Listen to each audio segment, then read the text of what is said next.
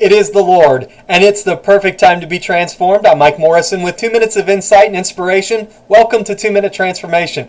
God's desire is for you and I to be fruitful, productive, successful, whatever you want to label it. It is the expectation of the kingdom seed that is in you as a believer.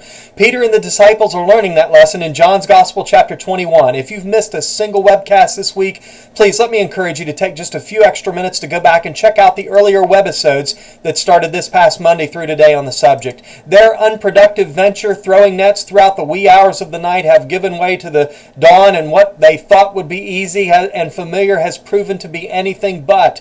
God wasn't blessing those nets no matter how many times they threw them. A stranger on the shore has a fire stoked, and the smell of roasting fish is wafting through the salty air. John tells us that the stranger is Jesus, but the disciples don't know it. He asks if they've caught any fish and suggests that they throw their nets on the other side of the boat in verse 6.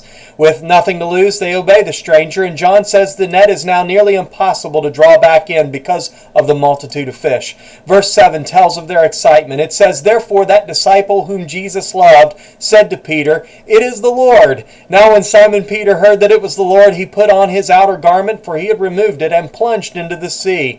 Now remember, they had no idea who it was on the beach passing out fishing tips, but it's none other than John himself that has the aha moment, and he nudges Simon Peter and says, "It is the Lord." Of course it's the Lord. Wherever fishermen have full nets, it's the Lord. Wherever ordinary people are doing extraordinary things, it's the Lord. Wherever what was impossible becomes possible, it is the Lord. Without him, John 15:5 says, we can do nothing. He knew where the fish were, and he knows where your success lies, where your fruitfulness abides. You just have to listen to his voice, trust, obey his word, and be transformed.